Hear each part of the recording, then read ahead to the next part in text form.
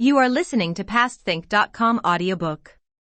Please like and subscribe, thank you. Chapter 62. A tipsy Xiangyun sleeps on a peony petal pillow, and a grateful caltrop unfastens Ber pomegranate skirt. It's the sign of a really thriving household, said Patience, that their big troubles turn into little ones, and their little ones into nothing at all. To make a great song and dance over a trifle like this would be plain ridiculous. You can take them both back to the kitchen. The mother is to keep her job. Qin Xian's wife will have to go back where she came from. There is to be no further mention of this matter. Let there be no slackening in the daily inspection of the garden, though. That's most important. As she turned to go, Cook Lu and her daughter stepped quickly forwards and kowtowed their thanks. Lin Jixiao's wife then conducted them back to the garden, after which she reported to Li Wan and Tan Chun on what had been decided. Both expressed satisfaction that the matter had resolved itself without further trouble. The victory that had been gained by Chess and her faction was thus an empty one, and Qin Xian's wife, that aunt of Chess's whose installation in the kitchen had been the result of long and patient scheming, enjoyed only the briefest moment of triumph in her new position. Beginning in a great bustle with a general stocktaking of the kitchen's equipment and stores, she detected, or claimed to detect, various shortages in the latter. 2 pickles of best rice were missing, she said. A month's supply of general-purpose rice had been overdrawn, and the amount of charcoal was not what it was supposed to be. While so engaged, she was at the same time making discreet arrangements for the conveyance of various presents. They included, by a strange coincidence, a pannier of charcoal and a load of rice to Lin Jixiao's quarters outside, and there were to be presents for the clerks who worked in accounts. She also prepared several dishes for a little repast to which she invited her new colleagues. Now that I've got this job, I rely entirely on your support to run things here, she told them. So if there are any little matters that I fall down in, I shall look to you all to help me out. Suddenly, in the midst of this activity, new orders arrived. As soon as you have finished serving this lunch, you must leave. Lu has been cleared. They're putting her back in charge here. Stunned though she was by this news, the wretched woman had at once to begin packing her things, and soon, with drums muffled and colors furled, beat a hasty retreat from the kitchen. The things she had given away to others pointlessly, it now appeared, had to be made good, in some cases by selling her own possessions. Even Chess, for all her fury, was powerless to help her. Ever since the fuss made by Silver about the missing objects, Aunt Zhao, the secret recipient of many of the things which Sunset had stolen, had been living in fear of discovery. Each day, as she made her surreptitious inquiries about the current progress of investigations, she perspired afresh. When Sunset herself suddenly came in and announced that Bao Yu had owned up, and that there was nothing more to fear, she was naturally very much relieved. The effect on Jia Huan, however, was somewhat different. He immediately became suspicious, and taking out all the things that Sunset had been at such pains to get for him, he threw them in her face. "Two-faced thing," he shouted. "You must be thick with Bao Yu, or he wouldn't have covered up for you. If you were prepared to take those things in the first place, you ought to have kept quiet about it, and not told anyone. Now that you've told him, I don't want them any more. They would only remind me of your treachery." Sunset swore by the most desperate oaths that she had been faithful to him. She even wept, but Jia Huan was adamant. "If it weren't that we used to be friends," he said, "I'd go straight along now to Aunt Lien and tell her that you stole those things. I'd tell her that you offered them to me, but I wouldn't take them. Think about that then, and consider yourself lucky to have got away with it." With those words he flounced out of the room, to the great indignation of his mother, who shouted after him angrily. "Ungrateful little blackguard. What do you mean by it?" Sunset meanwhile was weeping as if her heart would break. "Poor child," said Aunt Zhao, trying to comfort her. "He doesn't appreciate you. But at least I know you are faithful to him. Let me look after these things for you. He's sure to come round to a more sensible way of thinking in a day or two." She would have taken them, but Sunset forestalled her, sweeping them angrily into a bundle, which, when no one was looking, she carried into the garden and emptied out over the lake. Some of the things sank straight to the bottom, the rest floated about on the surface of the water. She was still angry when she went to bed, and cried all night long under the bedclothes. The day of Bao Yu's birthday arrived, the same day, it had been discovered, as that on which Bao Qin had hers. Because Lady Wang was away, rather less fuss was made of it than in previous years. There were the customary 4 kinds of birthday present from Abbot Zhang together with a new amulet to replace the one he had worn during the previous year, and from the monks and nuns of various temples a token share of the day's offerings accompanied by such other little gifts as the religious are wont to give on these occasions, little figures of old longevity, sacred color prints, offertory scrolls, talismans inscribed with his personal star guardian, and annually renewable lockets inscribed with the current year star. A number of the blind ballad singers, both male and female, regularly patronized by the household, called in to offer their colorful felicitations.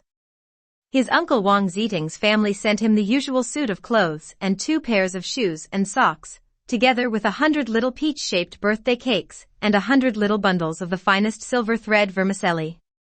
From his Aunt Shui he received exactly the same presents as from his uncle, but in appropriately reduced amounts. The only other presents from senior members of the family were a pair of shoes from Yusher, and a heavily embroidered propitious encounter purse with a tiny gold image of old longevity in it, and a piece of Persian ware from Shifeng. As in previous years, a distribution of alms was made on his behalf to the monks of various temples. And then of course there were Bao Qin's presents, but to enumerate them as well would be tedious. The presents which Bao Yu received from the girls were of a less formal nature, and chosen more to mark the occasion than for their intrinsic value, a fan from one, a specimen of calligraphy from another, a painting or a poem. On the morning of his birthday Bao Yu rose at dawn, and after completing his toilet, put on his most formal clothes, and went out to the main front courtyard of the mansion, where Li Gui and 3 other of his grooms were waiting for him by a table they had made ready with an incense burner and candlesticks and offerings as an altar to heaven and earth. Bao Yu lit some sticks of incense and made his prostrations, poured out a libation of tea, and burned the paper offerings and offertory scrolls. Then he went round to the Ningguo mansion and kowtowed his respects to the ancestors, first in the shrine, and then in the hall. Emerging from the latter, he knelt down on the terrace outside and kowtowed upwards to his absent dear ones, grandmother Jia, Jia Zheng and Lady Wang, rising on his knees after each prostration and lifting his clasped hands up in front of him. He called in at the main apartment on his way out and made his kowtow to Yusher, after which he sat and talked to her for a bit before returning to Ronghua House. His first visit there was to Aunt Shui, who made vigorous, though of course, unsuccessful attempts to prevent his kowtowing to her. After that he called on Xueqin, who was slightly senior to Bao Yu, but not enough to warrant an obeisance, and whose efforts to prevent a kowtow, therefore, were more successful. After exchanging a few words with Xueqin, he went back into the garden. There he found Skybright and Musk waiting for him. They were accompanied by 2 junior maids holding a red carpet, which was intended for kneeling on. Attended by these 4, he now proceeded to visit all those in the garden, beginning with Li Wan, who were senior to himself.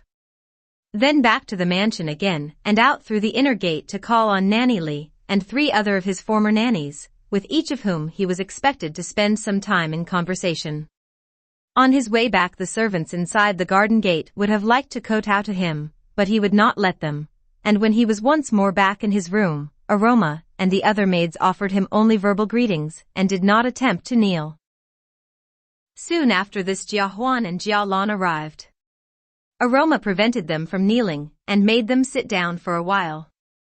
As soon as they had gone, Bao Yu declared himself tired out by all the walking he had done, and put his feet up on the bed. But not for long. He had barely had time to drink half a cupful of tea, when there was a confused sound of chattering and giggling outside, and 8 or 9 maids burst laughing into the room. There was Ebony and Periwinkle and Kingfisher and Picture, Xing Xiuyan's maid Signet, the nursemaid carrying Shifeng's little girl Qiaojia, and 2 of the maids from Lady Wang's room, Avis and Avocet. He noticed that they were carrying a red carpet between them. "Where are the birthday noodles?" they said. See how your doorway is crowded with people who have come to wish you happy returns. No sooner were the maids inside than Tan Chun, Xiang Yun, Bao Qin, Xiao Yan, and Shi Chun appeared behind them. Bao Yu hurried out to greet them. How kind of you all to come, he said, and as he ushered them inside, he called out to Aroma to get them all some tea. A great deal of polite tussling ensued before his guests could finally be persuaded to sit down. Aroma now brought in tea for them all on a tray, but they had taken no more than a sip of it when Patience arrived, dressed to the nines in all her finery, and Bao Yu had to get up once more and hurry out to greet her. When I went to Feng's place just now, he said, the person who announced me told me that she couldn't see me, so I asked if I might see you instead. Why wouldn't you let me? The first time you sent and I couldn't come out, because I was doing your cousin Feng's hair, said Patience. When you sent in the second time, and said that you wanted me to receive you in her place, I naturally couldn't let you because it would have been too great an honor. It is I who should kowtow to you, which is what I have come to do now. But that's too great an honor for me, said Bao Yu, laughing. Aroma nevertheless brought a chair over, and made Bao Yu sit in it. Patience made him a curtsy. Bao Yu, already on his feet again, answered it with a bow and pumped his hands. Patience went down on her knees. Bao Yu knelt down too. At once Aroma raised Patience to her feet, whereupon she curtsied to Bao Yu once more, and Bao Yu, who had got up when she did, answered her with another bow and another pumping of the hands.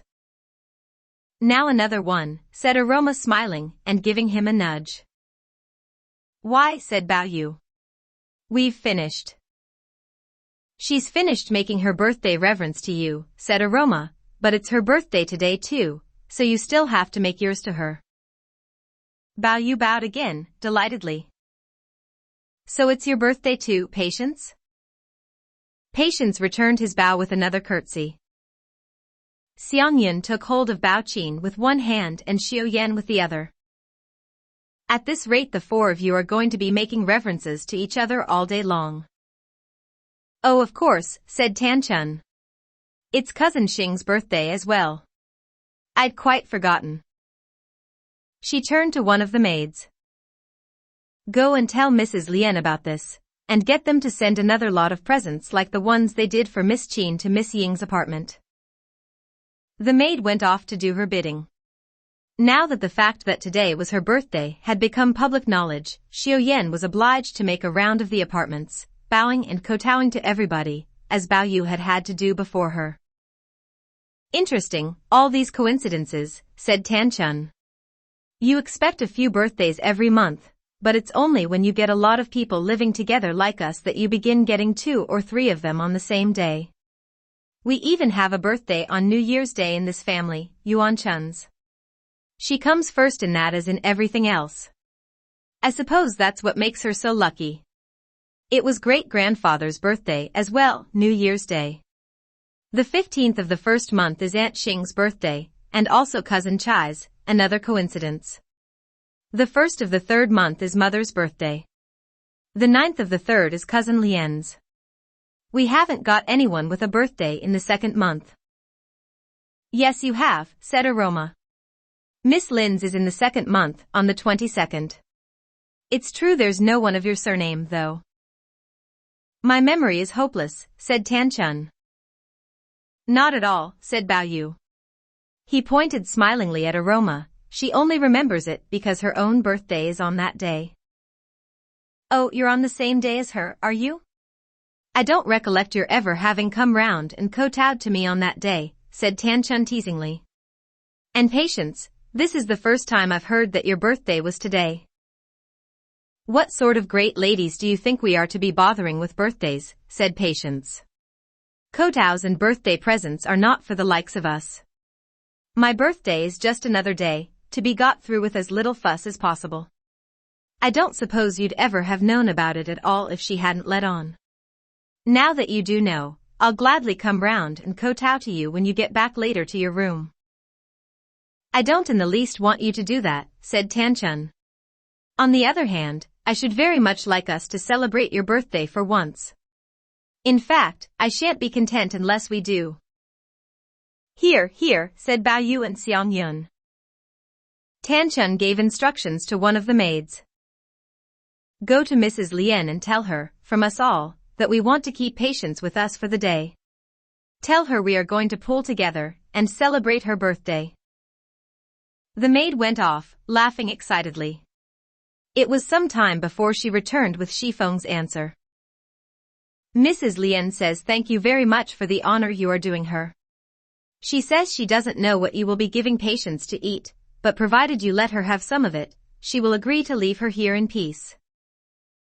The cousins and maids all laughed when they heard this message. It so happens that, as the birthday noodles and all the other things needed for today's meals are being seen to by the big kitchen outside, the garden kitchen has got nothing to do today, said Tan Chun. So when we've made our collection, we can give it to Cook Lu and get her to prepare this private party for us in the garden kitchen. The others having readily agreed that this would be best, Tan Chun sent someone to tell Li Wan, Bao Chai and Dai Yu what had been decided and invite them to contribute. She also sent for Cook Lu and asked her to prepare a two-table banquet in the garden kitchen.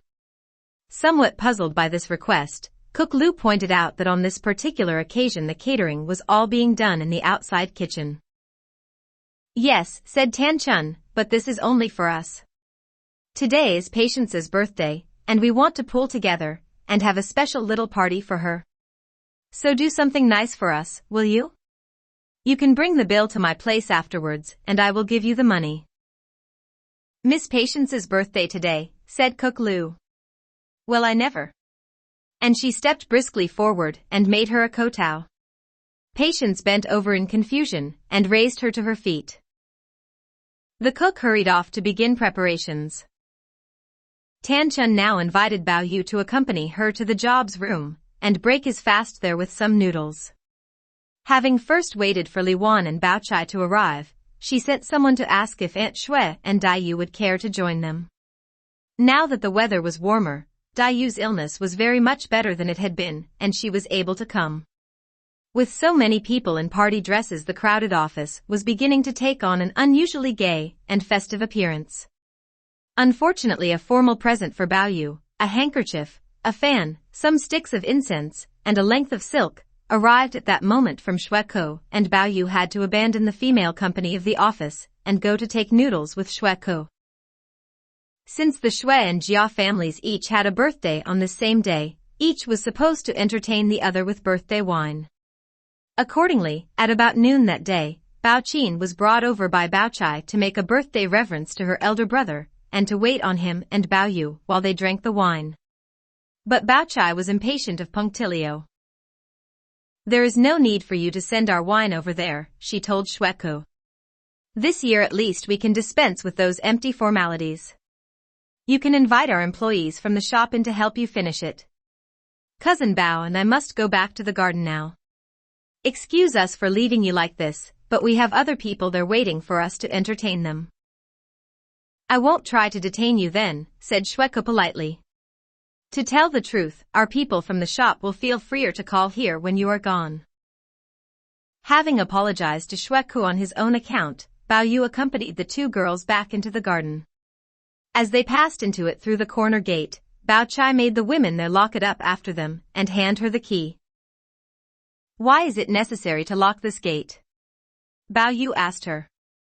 There are only a few people using it, and now that you and Aunt and Qin are all three living in the garden, it must be an awful nuisance if you have to lock and unlock it every time you need to go and fetch something from your place outside. One can't be too careful, said Bao Chai. Look at all the incidents you people have been having during the past few days, yet not once have any of our people been implicated. I put that down entirely to the fact that this gate is kept constantly locked. If it were left open, other people besides us would want to use it for the convenience of taking shortcuts, and as it would be too invidious to begin distinguishing between who might use the gate and who might not, it is better to keep it permanently locked and stop everyone using it, even though it means a certain amount of inconvenience for Mama and me, because at least it ensures that when there is any trouble none of our people will be under suspicion. You heard about the missing objects, then? Bao Yu asked her. You mean the essence of roses and lycoperdon snow, said Bao Chai. I don't suppose you would have known even about them if your own protégés had not been involved. No, I was thinking about something rather more serious than that, something which, for all our sakes, I hope will never come to light. If it does, a great many people will be implicated. I can tell you this, because you have nothing to do with the management of the household. I told Patience the other day too. Patience is an intelligent girl, and as her mistress cannot get about now, I thought she ought to know about it. As I say, I hope nothing will come of it, but if it does blow up, Patience will have been warned and will know how to safeguard herself against being wrongfully accused again. Bear in mind what I am saying so that you are warned too, if anything should happen. But don't let anyone else know that I told you this. They had been approaching Drenched Blossoms while she was speaking. In the pavilion at the center of the bridge a group of 10 or so girls, Aroma, Caltrop, Scribe, Skybright, Musk, Parfumie, Edamine, Nenufar, and one or two others they could not identify, were leaning over the railings looking at the fish in the water below. As Bao Yu and his two cousins approached, they chorused out to them.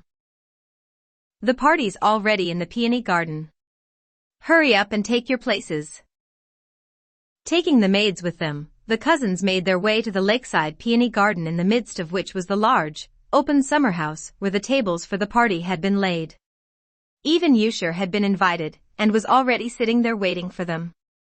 In fact, by now almost everyone had arrived except Patience herself. Patience had intended to drop in only briefly at Shifeng's house in order to change into something more suitable for the party, but no sooner had she reached it than presents began arriving from the Lin and Lai households. The bearers of these proved to be only the forerunners of a stream of callers from every level of the domestic staff, who arrived in 2s and 3s, bringing her gifts or offering their congratulations. Patience was kept continuously busy dealing with these callers, rewarding the deliverers of gifts, thanking those who had come in person to felicitate her, and running in and out to show her presents to Shifeng. She kept only a few of these for herself, the rest she either courteously returned or immediately gave away. Even when she had finished with her visitors, she had to serve Shifeng her lunch of noodles, and wait until she had finished it before she was at last able to get changed and hurry back into the garden. A number of maids who had been sent out by the others to look for her took charge of her as she entered it and carried her off to the summer house. It was a dazzling sight there that met her eyes, not perhaps the Colonian tables, lotus-cushioned chairs of the poet, but no effort had been spared to make it an eye-catching and appetizing spread. A friendly laugh greeted her arrival. Now all the birthday folk are here. They wanted to make her and the other three, Bao Yu, Bao Qin and Xiao Yan, sit at the head of the feast, but as Aunt Shui was present, all four of them naturally refused. A slow old buffer like me is no fit company for you young people, said Aunt Shui. I should only feel uncomfortable if I stayed. Let me go and lie down in the Job's room. I don't feel like eating anything, and I'm not much of a drinker. You will be much better able to look after your guests if I am not here. Yusher and the others loudly insisted that she should stay. Only Bao Chai dissented. Whether or not we should get on better without Mama, she said, I'm sure Mama herself would be happier lying down in the Job's room than sitting here with us. If there is anything here she fancies, we can have it sent over to her, and she will be able to eat it there on her own in comfort. Besides, there is no one in charge there at the moment. If Mama is there, she will be able to keep an eye on things. Oh well, in that case we'll let her go, said Tan Chun smiling. Obedience is the best obeisance, as they say. She went with the others to escort her aunt to the Job's room, and personally supervised the arrangement of various pillows and cushions by the junior maids. Now, she said to these junior maids when Aunt Shui had been comfortably settled, if you will stay here and massage Mrs. Shui's legs for her, and fetch her tea or anything when she asks you without making up all sorts of wonderful excuses, I shouldn't be surprised if later on, when we send some nice things for her to eat, she doesn't give some of them to you. So mind you don't go away. The girls all promised that they would stay. When they got back, Tan Chun made Bao Qin and Xiao Yan sit at the head of the top table, and Patience and Bao Yu at right angles to them on the left and right ends. She and Faithful sat shoulder to shoulder on the fourth side, facing Bao Qin and Xiao. At the table parallel to the west wall, Bao Chai, Dai Yu, Xiang Yun, Ying Chun and Shi Chun sat in order of seniority on the two longer sides and Caltrip and Silver on the shorter sides, one at either end. Yushir and Li Wan sat at the longer sides of the table parallel to the east wall, with Aroma and Sunset to left and right of them on the shorter sides. The fourth table was occupied by the remaining maids, Nightingale, Oriole, Skybright, Periwinkle and Chess, sitting around it in no particular order. No sooner were they all seated than Tan Chun rose to her feet again, wine kettle in hand, intending to drink toasts with each of the four birthday people, but the birthday four, realizing that if they allowed one of their hosts to do this, a dozen or more would follow, objected strenuously. "If you are going to start this nonsense," said Bao Qin, "we shall none of us get settled until evening." The point was taken and Tan Chun sat down again, whereupon the blind ballad singers, who had tagged along with the others, began tuning their instruments for a birthday ode. This time everyone objected.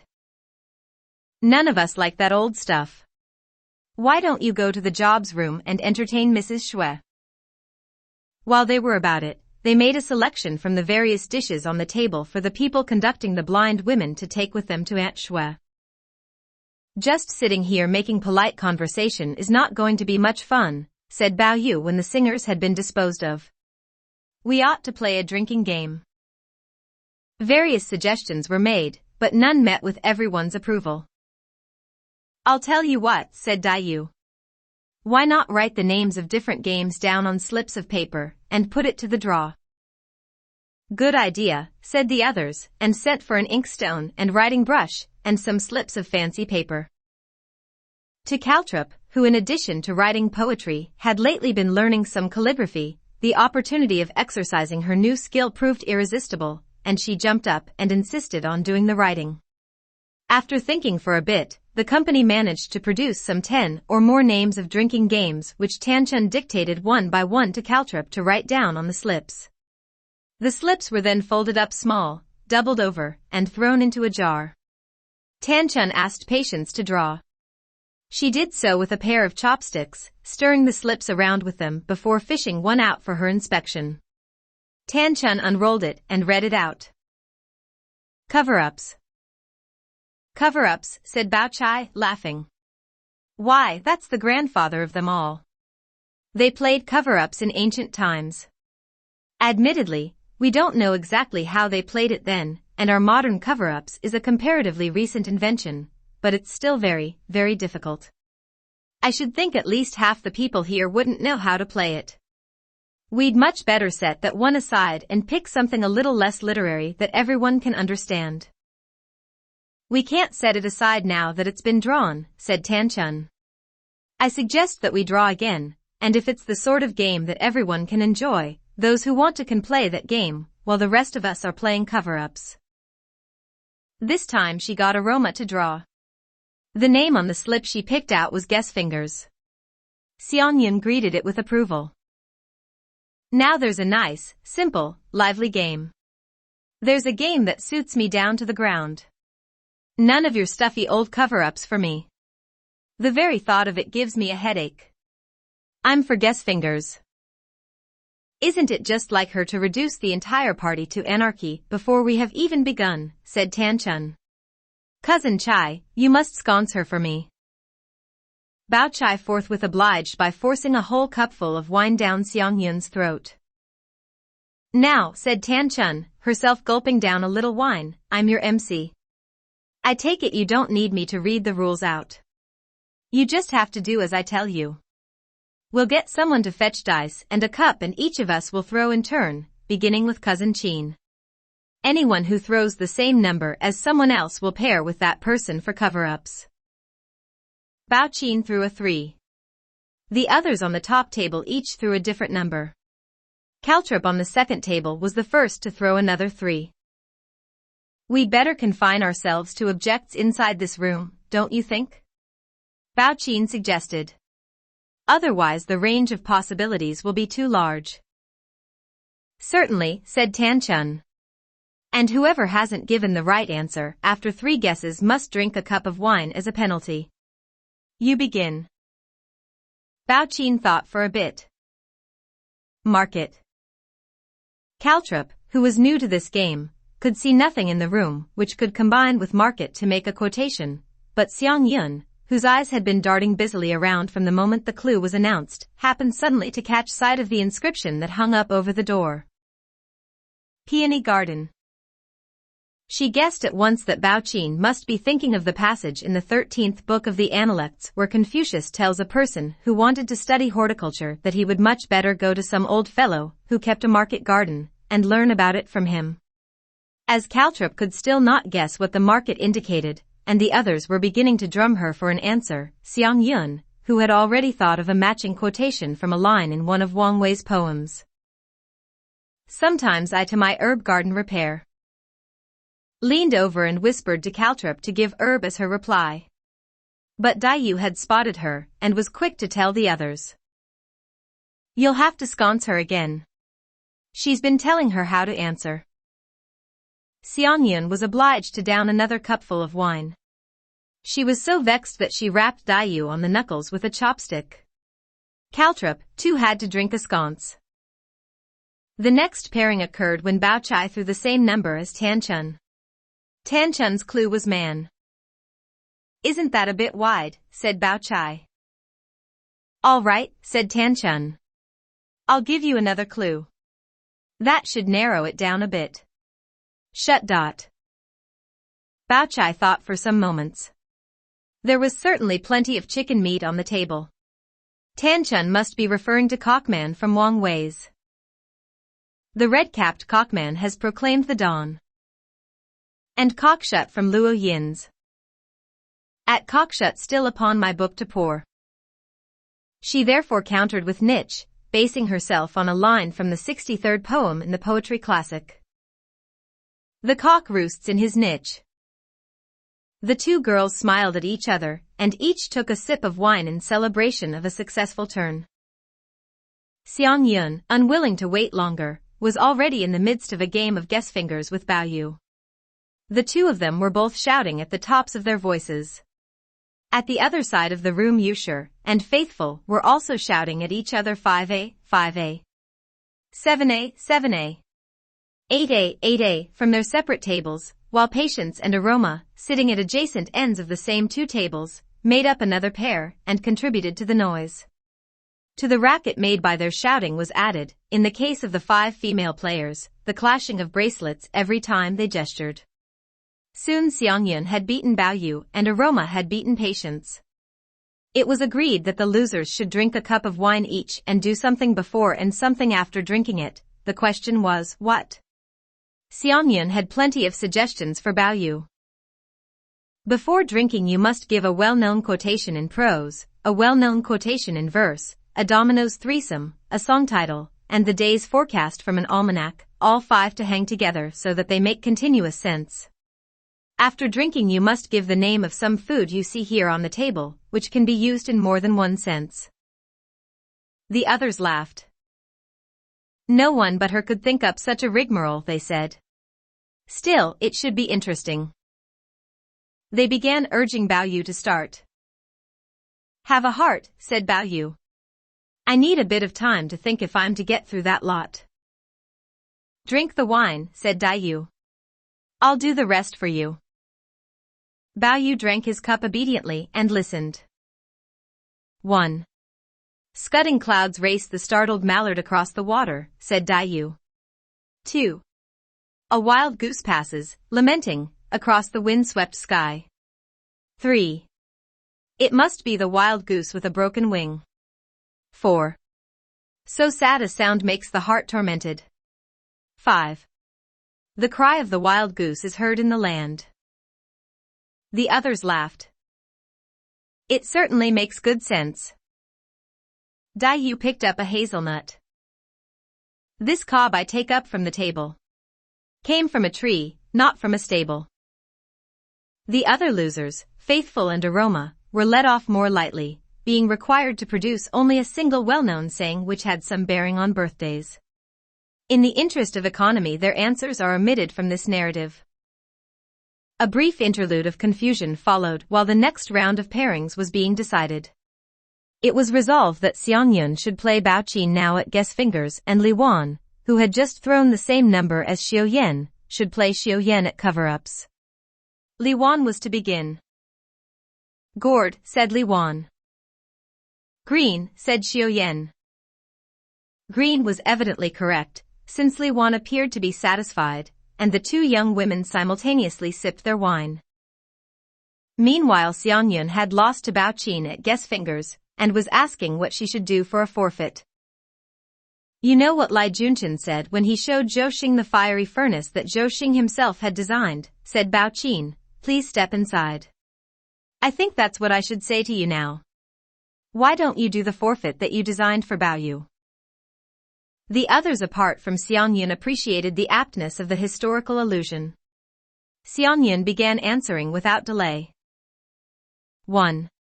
A swift rushing swirl and shock. 2. The sky rocks and heaves in the river's swelling waters. 3. Better have the lone boat tied with an iron chain. 4.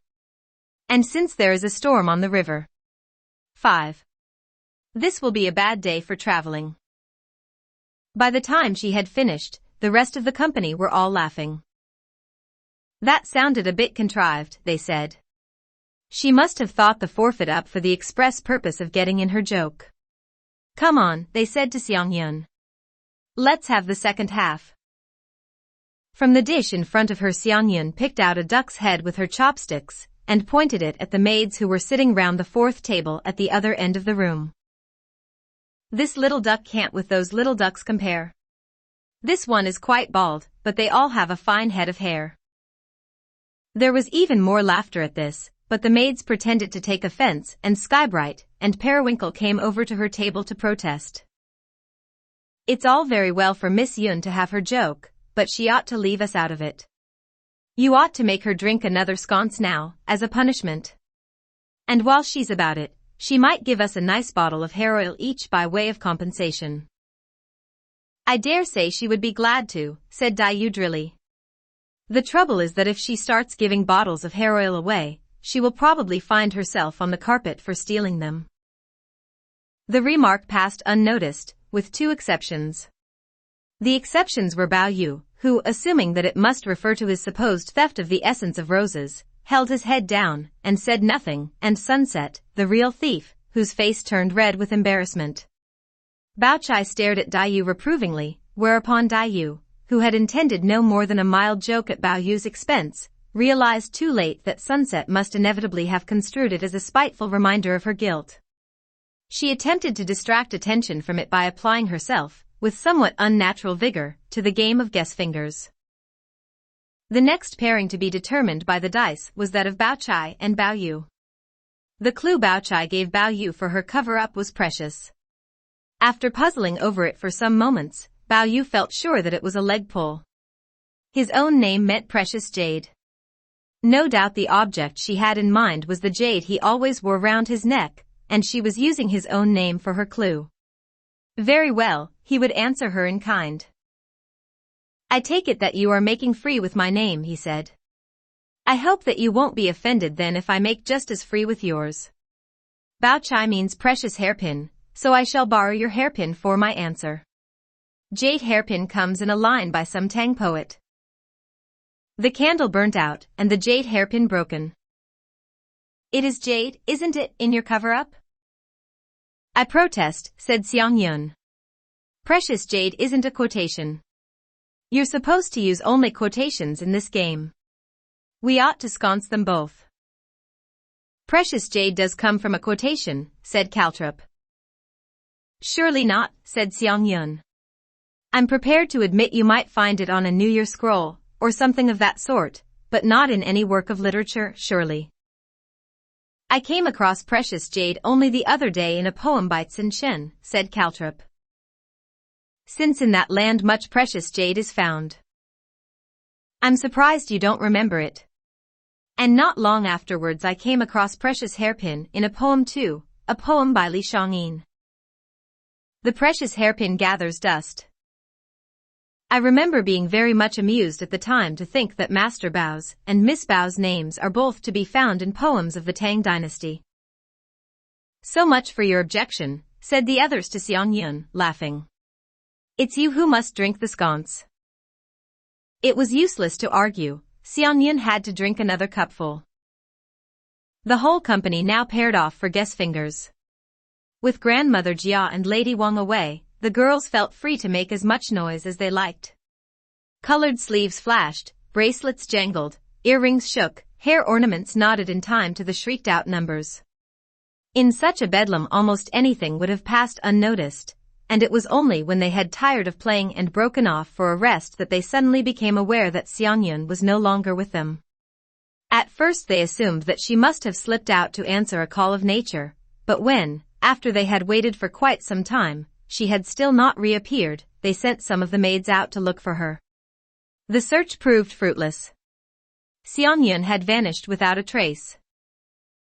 At this point Lin Jixiao's wife arrived, accompanied by several of the old women under her command.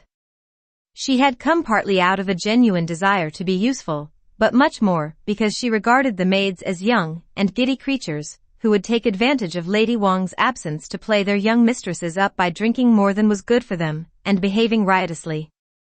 Tan Chun was fully aware of this, and let her know that she was. I see you still don't trust us, Mrs. Linier. I assure you, though, that we haven't been drinking very much. We're only enjoying ourselves, the wine has been a very small part of it. You really have no cause to be worried. Li Wan and Yusher added their reassurances. Go and rest, Linier. We wouldn't let them drink too much, I promise you. The women laughed. I know you wouldn't, said Lin Jixiao's wife. Even when her old ladyship encourages them to, the young ladies don't drink very much, so I know they'd be even less inclined to overdo it when their ladyships are away. It wasn't because of that I came. It was just that I thought there might be something you needed me for. Also, as it's a long way yet to dinner time, and you've been at it quite a long while now, I thought it was time you had a bite of something. I know you don't normally go in much for snacks between meals, but when you've been drinking, you really need to get a bit of food inside you so that it does you no harm. You are quite right, said Tan Chun. In fact, we were just thinking of having something when you came. She turned to the maids behind her and told them to fetch some light refreshments from the kitchen. There was an answering cry from all sides, and a few of them went off to do her bidding. Tan Chun smiled courteously at the women. Do please go and rest now. Or perhaps you would like to go and keep Mrs. Xue company. We'll send some wine there presently for you to drink. Oh no, miss, we wouldn't presume. She and the women stood talking a little longer before finally taking themselves off. Patience put her hand to her cheek and laughed. My face is so hot, it must be terribly red. I wish they hadn't seen me like this. I think we ought to stop now. If we give them an excuse for coming back again it will be really embarrassing. Nonsense, said Tan Chun. As long as we don't do any serious drinking, it's perfectly all right. Come and look, everyone. They were interrupted by a giggling young maid. Miss Yun must have been feeling drunk and gone out for some air. She's lying on the granite bench behind the rockery, fast asleep. Let's be quiet and not waken her, the others said amidst laughter, and followed her outside to have a look. They found Xiang Yun where the maid had said, on a large stone bench in a hidden corner of the rockery, dead to the world. She was covered all over from head to foot with crimson petals from the peony bushes which grew round about. The fan which had slipped from her hand and lay on the ground beside her was half buried in petals, and heaped up peony petals wrapped in a white silk handkerchief made an improvised pillow for her head. Over and around this petaled monstrosity a convocation of bees and butterflies was hovering distractedly. It was a sight that the cousins found both touching and comical. They made haste to rouse her and lifted her up into a half-sitting position on the bench. But Xiang Yun was still playing drinking games in her sleep and proceeded to recite the words of an imaginary forfeit, though her eyes were tightly closed. 1. The spring water being sweet, the wine is good. 2. Pour me its liquid amber in a jade cup. 3. We'll drink till we see the moon above the plum tree bough. 4. Then, as we're rolling home. 5. It will be a good time to meet a friend. They shook her, laughing. Wake up. Wake up. Come and have something to eat. Lying on the damp stone like this you'll make yourself ill. Xiangyun. Uplifted slowly then those orbs serene. And saw the faces of the cousins bending over her. Then she looked downwards and saw her own body, and the place where she had been lying. She could remember escaping from the noise to rest for a few moments somewhere where it was cool and quiet. Evidently the wine from all those sconces she had been made to drink must have got the better of her, and caused her to drop off. Ashamed to have been discovered in such a predicament, she struggled hastily to her feet, and accompanied the others back to the summer house, where she rinsed her mouth out with water, and drank 2 very strong cups of tea. Tanchun made one of the girls fetch a piece of hangover rock for her to suck. By the time she had sucked the rock for a bit and taken a few mouthfuls of hot, sour soup, she was feeling almost herself again. A selection was now made of the various comestibles on the tables, and sent over to Shifeng, who reciprocated by sending them some delicacies of her own. Bao Yu and the girls then took some sustenance themselves, after which they broke up into little groups, standing or sitting where they pleased and amusing themselves as the fancy took them. Some went outside to admire the peonies, or to lean on the balustrade at the edge of the lake, and look at the fish swimming in the water below. Tanchun and Bao Qin stayed indoors to play Go. Bao Chai and Xiangyun stayed indoors to watch them. Dai Yu and Bao Yu went outside and, having found themselves a little flowering arbor that they could stand and talk in, appeared to be completely engrossed in their conversation. While everyone was thus engaged, Lin Jixiao's wife and her party appeared once more, bringing with them a tearful, woebegone woman, who, as they reached the steps that led up to the summer house, threw herself down on her knees, not daring to go further, and began knocking her head upon the ground. Meanwhile Tanchun continued to stare concentratedly at the Go board, one outstretched hand feeling for the spare pieces in the box while she contemplated her next move. One of her pieces had been threatened, and though she could see how to get the 2 eyes easily enough, she could not, however hard she tried, think of a way of doing so which did not break the development she had planned. It was some minutes before she looked up and, in turning to ask for some tea, caught sight of Lin Jixiao's wife, who had all this time been standing there beside her, and asked her what she had come for. Lin Jixiao's wife pointed to the kneeling woman. This is the mother of Miss Shichun's maid, landscape. She works in the garden. She's been using some very bad language. I heard her just now and asked her what she meant by it, but what she said to me, miss, well, I wouldn't like to soil your ears by repeating it. I think she ought to be dismissed. Why didn't you see Mrs. Zhu about this, said Tanchun. I did, miss. I ran into her just now on her way to the jobs room to join Mrs. Xue. She said I was to tell you. Shouldn't you tell Mrs. Lian? No need, said Patience. I can tell her about it when I get back. Tanchun nodded. All right, dismiss her then. We'll tell Lady Wang about it when she comes back, and get her to confirm it. She turned once more to her game. Lin Jixiao's wife and her party moved off, taking the offender with them. All of this scene was clearly observed by Bao Yu and Dai Yu from their flowering covert, though they were too far away to hear what was said. What a curiously detached person your sister is, said Dai Yu. She has been actually invited to take charge of things, yet she still won't go a step beyond what is absolutely necessary. Most people in her position would have been throwing their weight about long ago. Ah, you don't know what's been going on while you were away, said Bao Yu. While you were ill in bed, she did in fact do a great deal of managing. For example, she divided this garden into sections, and put each section under someone's supervision. Nowadays you can't even pick a flower in it without permission. And she cut down on a lot of things too, mostly things that Feng, or I had asked for, as an awful example to the others. Oh no, Tan has got very strong views on domestic economy. I certainly wouldn't call her detached. I'm very glad to hear it, said Dayu. We are all much too extravagant. Although the management of the household is not my business, I have frequently, just out of curiosity, made a few calculations, and I can see that our expenditure is vastly in excess of our income. If we go on in this way without economizing, the time will surely come when our credit is exhausted. Even if it does, said Baoyu gaily, I don't suppose you and I will have to go short. Dayu turned away from him somewhat impatiently, and began walking towards the summer house, intending to seek Bao Chai's company inside. Baoyu would have gone too, but just at that moment Aroma came up carrying a little varnished wooden tea for 2 tray, in each of whose rounds nestled a cup of freshly made tea. Well, where's she gone, said Aroma. I brought this out specially, because I could see the 2 of you standing here all this time, without anything to drink, but now she's not here.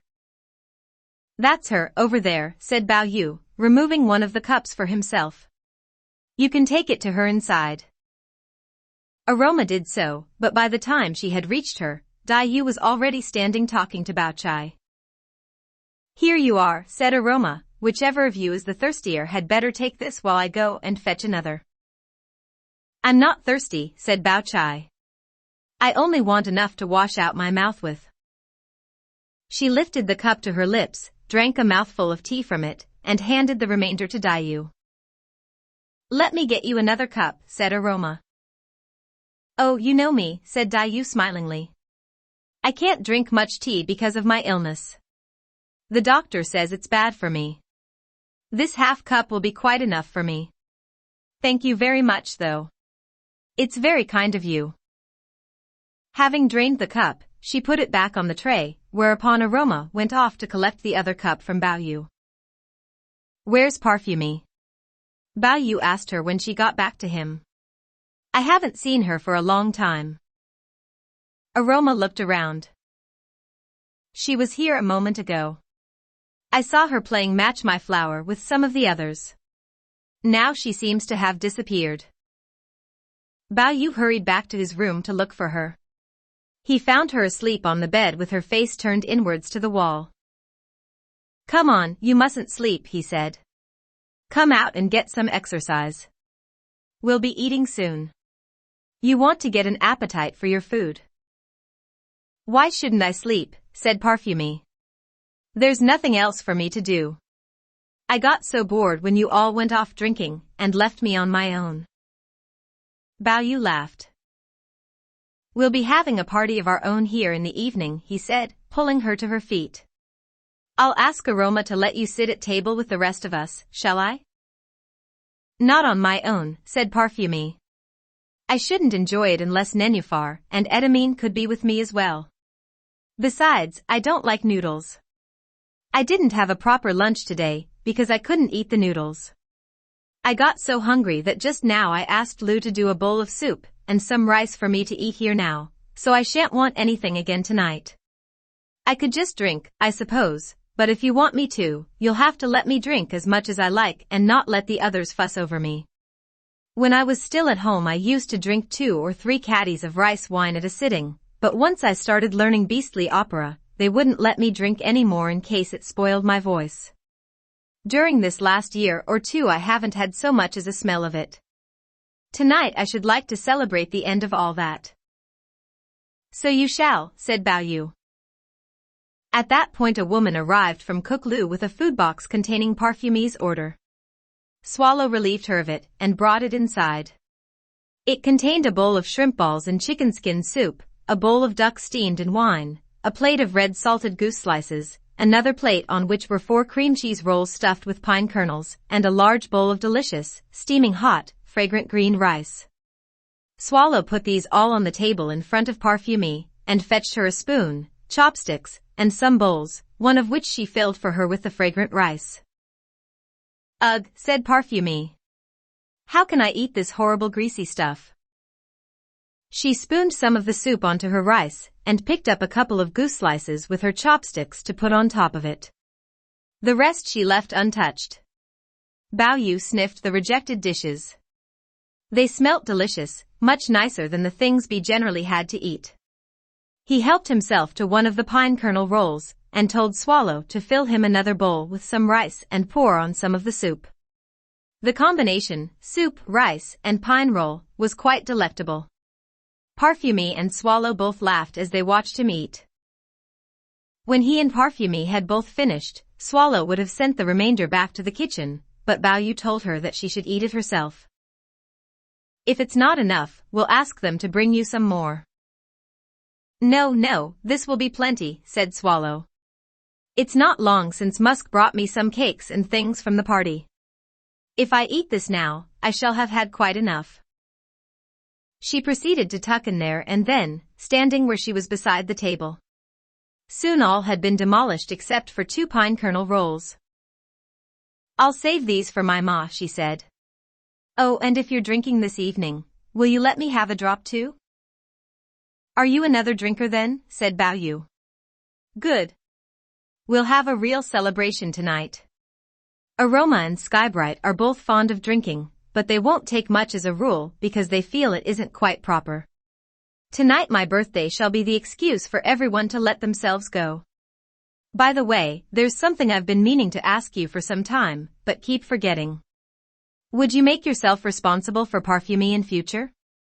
Just keep an eye on her and see that she doesn't get up to mischief. Aroma would like to if she could, but she has her hands full already.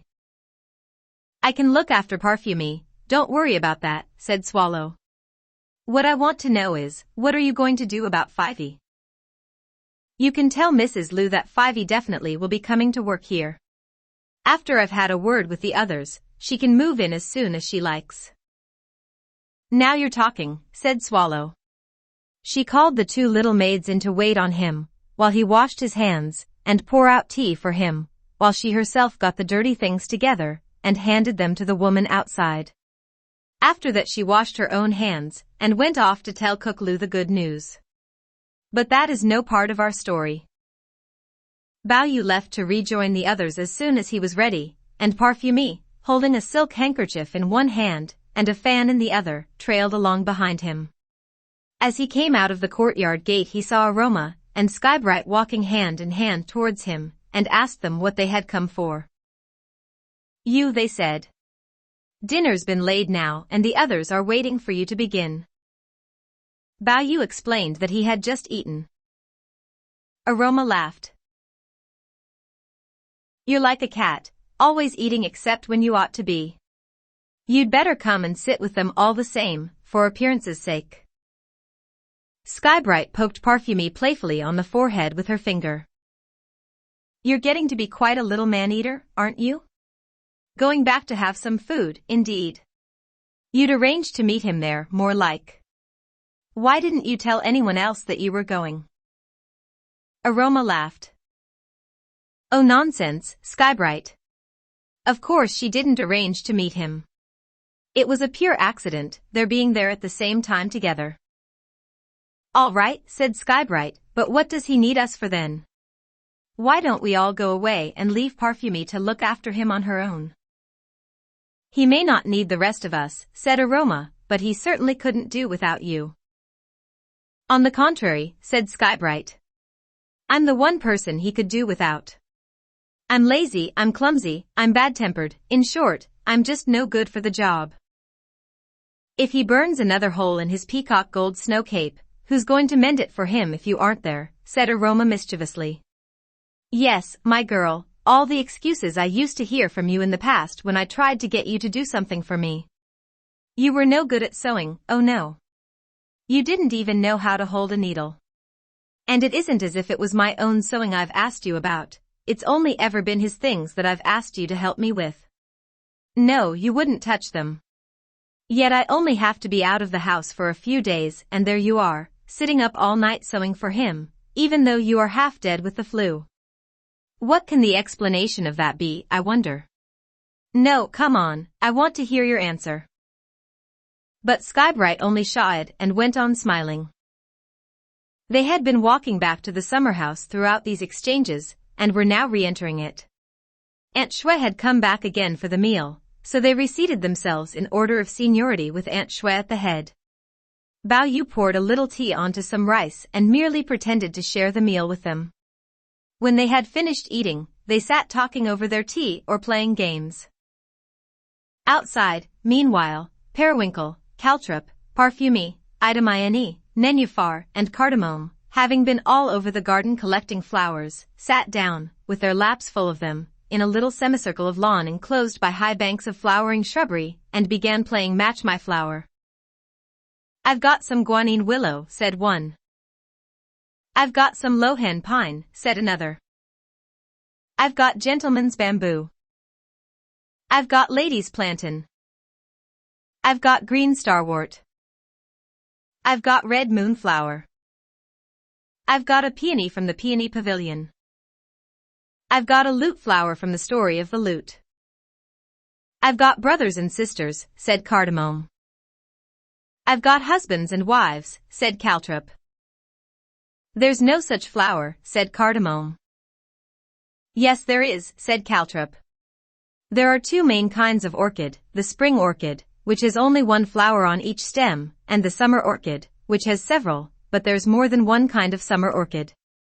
There's the kind that you've got, which has the flowers growing one above the other on the stem, that's called brothers and sisters, and there's another kind like mine here, which has two flowers growing side by side at the top, that's called a husband and wife orchid." Cardamom rose to her feet. Unable to counter with botanical arguments, she resorted to jeering instead. "And I suppose it's a father and son orchid if one flower's bigger than the other, and an enemy's orchid if they're growing back to back. It's because your own husband's been away so long, you can't even look at an orchid now without thinking of him. You ought to be ashamed of yourself, dragging him into it like this."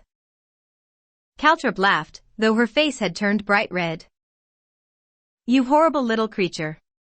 What rubbish you talk." She had begun getting up, intending to give Cardamom's mouth a good pinch, but before she could do so, Cardamom had thrown herself upon her, forcing her backwards and pinning her to the ground, while at the same time she looked round and called to the other girls to help her. "Edamine. Nenufar. Come and pinch her mouth for me." Caltrop struggled to get free, and the two of them rolled over and over on the ground. The others laughed and clapped their hands. "Careful. Mind the puddle," they shouted. "Mind she doesn't spoil her skirt." Cardamom looked round and saw that they had rolled towards a hollow in which rainwater had collected, and that Caltrop's skirt was half in it. Feeling somewhat scared, she let go of Caltrop, jumped up, and ran away. The others thought Caltrop's plight a great joke, but fearing that, with Cardamom gone, she might vent her anger upon them, they ran off also, amidst peals of laughter. Caltrop got up and inspected her skirt. It was completely soaked, and the foul, stagnant water was dripping off it in half a dozen places.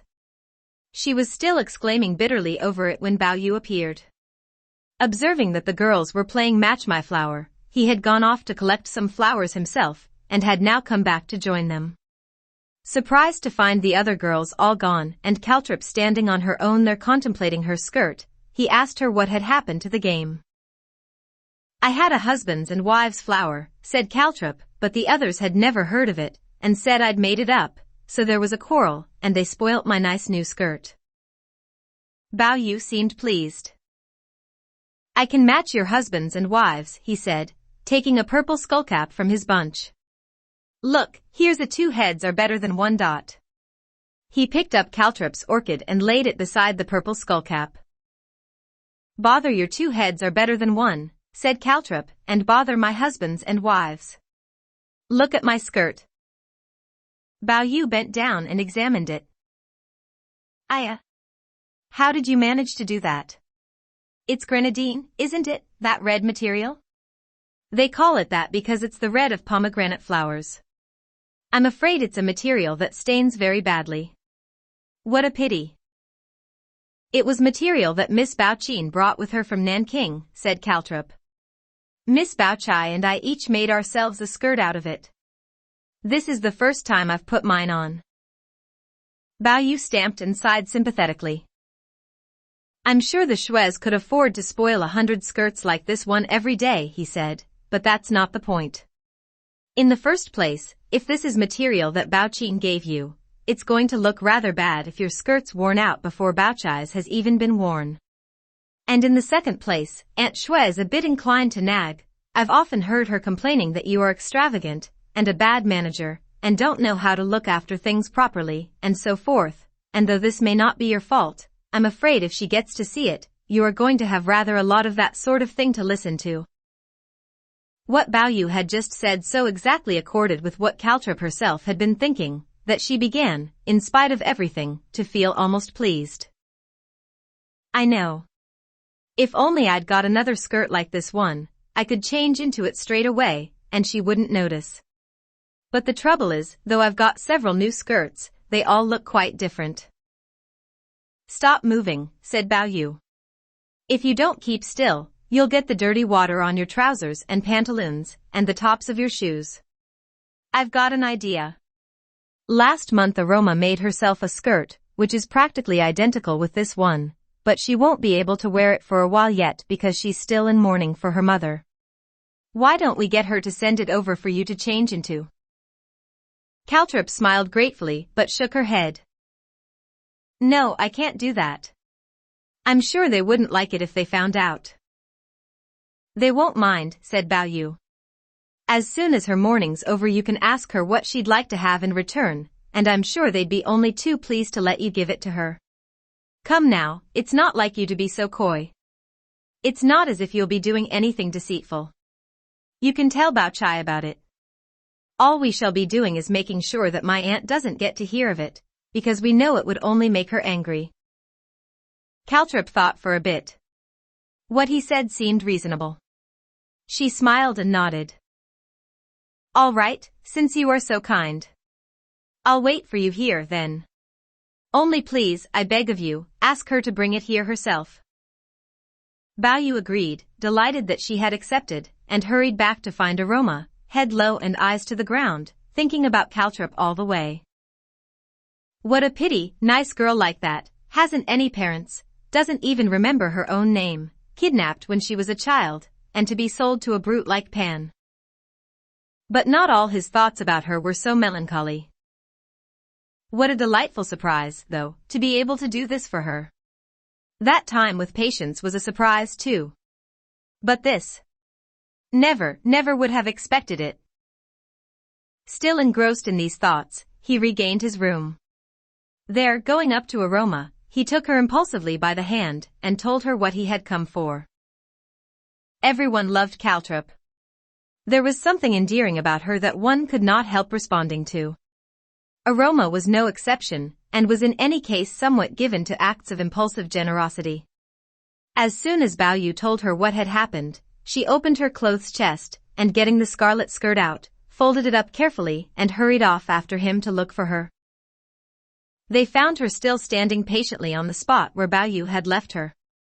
Aroma pretended to scold. You're too wild, Caltrip. It always ends in trouble. Caltrip colored. Oh, thank you, Aroma. It's those horrible little beasts I was playing with. I didn't realize they could be so nasty. She unfolded the skirt that Aroma had brought her. It was, as Bao Yu had said, exactly like the one she was wearing. She made him turn his back and look away, while she crossed her arms and inserted her hands under her dress in order to undo the fastenings of the dirty skirt. Having carefully removed it, she wrapped herself in the clean one and did up the sides. Let me take that dirty one, said Aroma. I'll send it back to you later when I've cleaned it up a bit.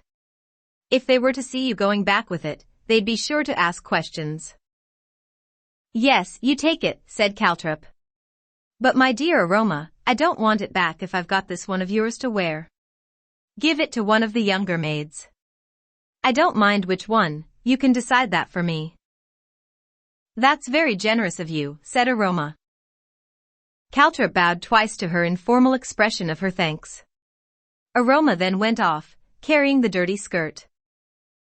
Looking round for Bao Yu, Caltrip found him still with his back towards her, squatting down on the ground, and just completing the burial of the husband and wife Orchid and the purple skullcap.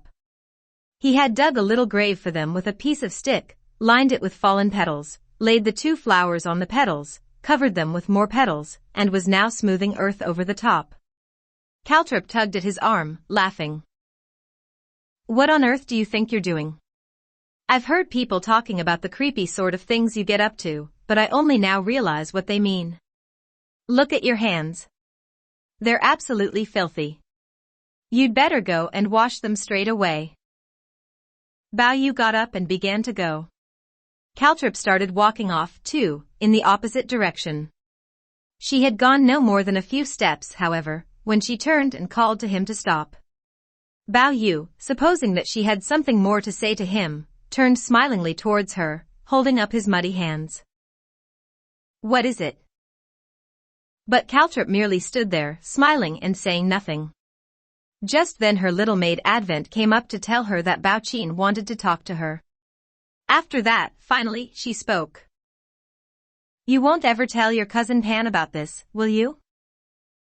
What, put my head inside the mouth of a tiger, said Bao Yu, laughing. You must think I'm crazy. He turned once more and went back to Green Delights. What happened there will be related in the next chapter.